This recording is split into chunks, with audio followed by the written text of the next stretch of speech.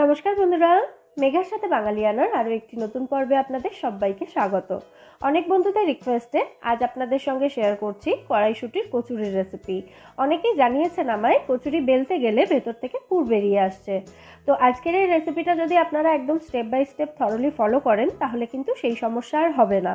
তাহলে চলুন ঝটপট রেসিপিটা একদম স্টেপ বাই স্টেপ দেখে নেওয়া যাক। প্রথমেই ময়দা মেখে তা দিয়ে একটা ডো বা মন্ড আমাদের তৈরি করে নিতে হবে। তার জন্য একটা বড় পাত্রে আমি এখানে নিয়েছি 3 কাপ ময়দা। এটা 350 গ্রাম ময়দা রয়েছে। এর মধ্যে দিয়ে দিচ্ছি আমি স্বাদ মতো নুন, সাথেই এর মধ্যে দিয়ে দিচ্ছি আমি 4 টেবিল চামচ মতো কুকিং অয়েল। সর্ষের তেল বাদ দিয়ে যে কোনো তেল আপনারা এখানে ব্যবহার করতে পারেন, অথবা ময়ান দেওয়ার জন্য ঘিও ব্যবহার করতে পারেন আপনারা।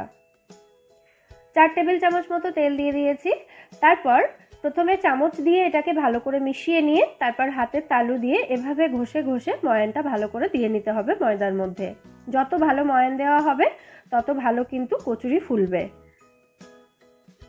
অতিরিক্ত তেল দিয়ে দেবেন না, তাহলেও কিন্তু কচুরি ভাজার সময় ফেটে যেতে পারে। এবার অল্প অল্প করে জল দিয়ে ময়দাটাকে মেখে নিতে হবে। আর আমি কিন্তু এখানে কোনো রকম গরম জল ব্যবহার করিনি। গরম জলেও মাখতে পারেন ময়দাটাকে, তবে আমি রুম টেম্পারেচারে জলই এখানে ব্যবহার করেছি ময়দাটা মাখার জন্য। একবারে বেশি জল দিয়ে দেবেন না, অল্প অল্প করে জল দিতে থাকতে হবে এবং এটাকে মেখে নিতে হবে। নরমালি লুচি বা পরোটা বানানোর জন্য আমরা যেরকমভাবে ময়দা মেখে থাকি তার থেকে একটু নরম করে এখানে মন্ডটা তৈরি করতে হবে, কারণ কড়াইশুঁটির পুরটা নরম হবে। আর সেক্ষেত্রে ময়দা যদি একটু ময়দার মন্ডটা যদি একটু শক্ত হয়ে যায় তাহলে কিন্তু বেলার সময় সেটা ফেটে গিয়ে পুর ভেতর থেকে বেরিয়ে যেতে পারে। সেই জন্য মন্ডটা একটু নরম করে মাখতে হবে। দেখুন মন্ডটা তৈরি হয়ে গেছে, দেখেই বুঝতে পারছেন আশা করি কতটা সফট হয়েছে এটা। ঠিক এইরকম ভাবে মন্ডটা তৈরি করার পর এটাকে ঢাকা দিয়ে রেখে দিতে হবে অন্তত আধ ঘন্টা মতো। আর এই সময় আমি কড়াইশুঁটির পুরটা তৈরি করে নেব।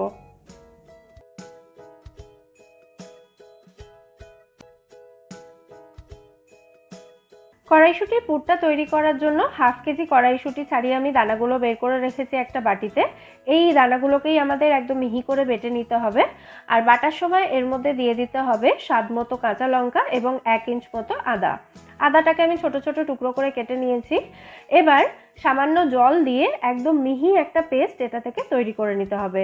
খেয়াল রাখতে হবে বাটাটা যেন একদম মিহি হয়, কারণ বাটাটা যদি দানা দানা থেকে যায় বাটার মধ্যে তাহলে কিন্তু বেলার সময় সেই দানাগুলো লেগেই কচুরিটা ফেটে গিয়ে পুর ভেতর থেকে বেরিয়ে আসবে। সেই জন্য খুব মিহি করে এটা বেটে নিতে হবে।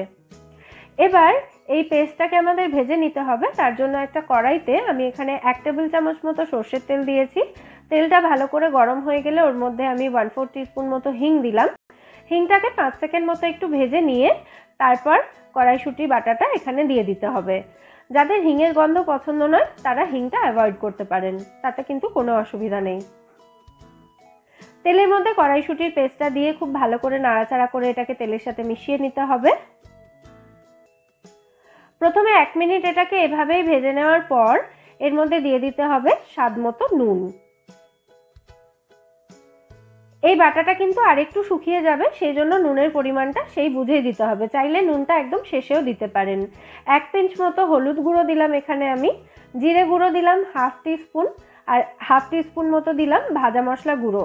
গোটা জিরে, গোটা ধনে, শুকনো লঙ্কা এবং তেজপাতা শুকনো কড়াইতে ভেজে গুঁড়ো করে সেই গুঁড়োটাই আমি এখানে ব্যবহার করেছি। চাইলে শুধু জিরে গুঁড়োটাও দিতে পারেন আপনারা। ভাজা মশলাটা দিলে একটু টেস্ট বেশি হয়, সেই জন্য আমি সামান্য একটু ভাজা মশলাও এখানে দিলাম।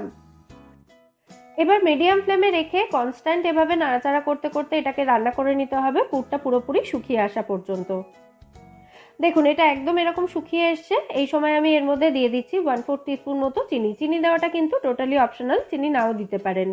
ভালো করে মিশিয়ে যখন দেখবেন পুরটা একদম কড়াই থেকে ছেড়ে আসছে এবং একটা ডোয়ের মতো ফর্ম করে গেছে, তখন বুঝতে হবে পুরটা একদম রেডি। তখন এটাকে নামিয়ে ঠান্ডা করে নিতে হবে।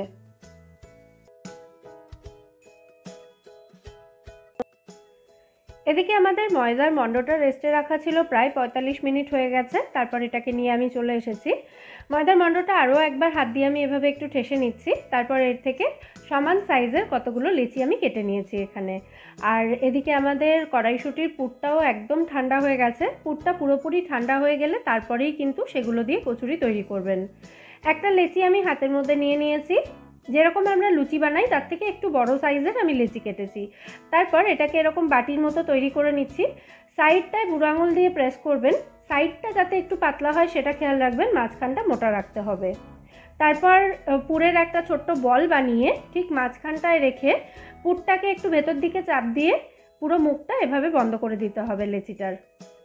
দেখুন ঠিক যেভাবে আমি দেখালাম সেইভাবে হাত দিয়ে ভালো করে গোল করে নিচ্ছি।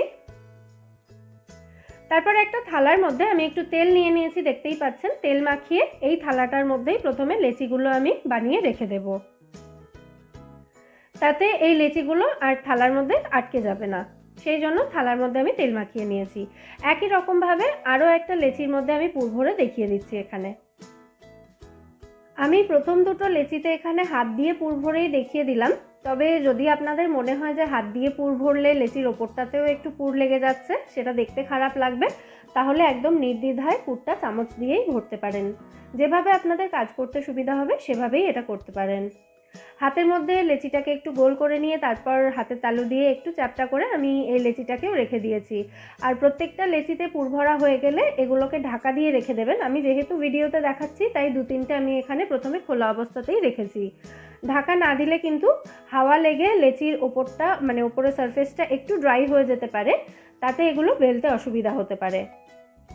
পরেরটা দেখুন, আমি এখানে চামচ দিয়েই পুর ভরলাম, তারপর চামচ দিয়েই পুরটাকে একটু ভেতর দিকে চেপে দিয়ে মুখটা এভাবে একসঙ্গে করে সিল করে দিলাম। তারপর আবার এটাকে চ্যাপটা করে রেখে দিয়েছি।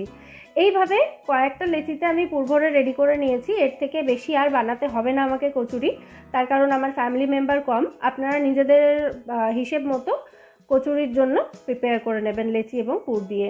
আর এই পুরটা এবং কয়েকটা ময়দার লেচি এখানে আমার বেঁচে গেছে।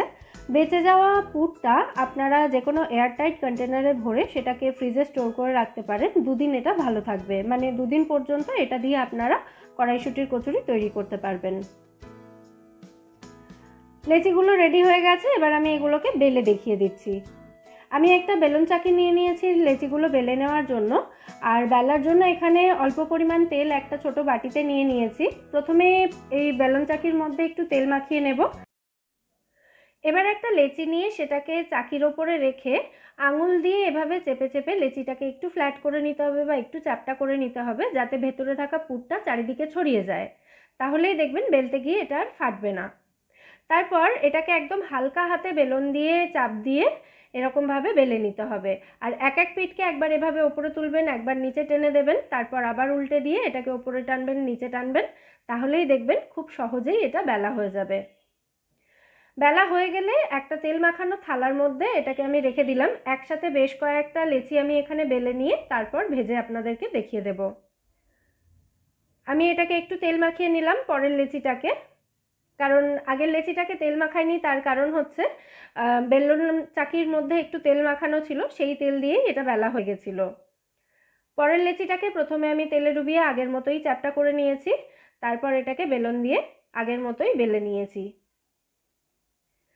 কয়েকটা লেচি আমি এখানে বেলে রেডি করে নিয়েছি, এবার এগুলোকে ভেজে দেখাবো। কচুরিগুলো ডুবো তেলে ভাজতে হবে, তার জন্য একটা কড়াইতে পর্যাপ্ত পরিমাণে তেল আমি গরম করে নিয়ে গ্যাসের ফ্লেমটা মিডিয়াম রেখেছি। এখন এই মিডিয়াম ফ্লেমে রেখেই এক একটা করে কচুরি এই গরম তেলের মধ্যে দিয়ে ভালো করে 2 পিঠ ভেজে তুলে নিতে হবে।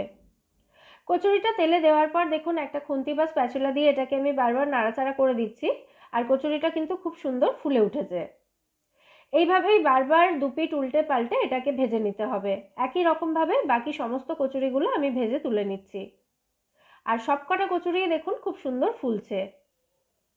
আমাদের কচুরি ভাজা এখানে একদম রেডি। আর কচুরির সাথে সার্ভ করেছি আমি ছোট আলুর দম। এই আলুর দমের রেসিপি থাকছে আপনাদের জন্য পরের পর্বে। সেই রেসিপিটা আপলোড করলেই যাতে আপনারা নোটিফিকেশন পেয়ে যান, তার জন্য কিন্তু চ্যানেলটা অবশ্যই সাবস্ক্রাইব করে রাখতে হবে, আর পাশে থাকা বেল আইকনটার সঙ্গে প্রেস করে দেবেন, যাতে আমি এই আলুর দমের রেসিপি আপলোড করলেই আপনাদের কাছে নোটিফিকেশন চলে যায় এবং আপনারা সেটা ঝট করে দেখে নিতে পারেন।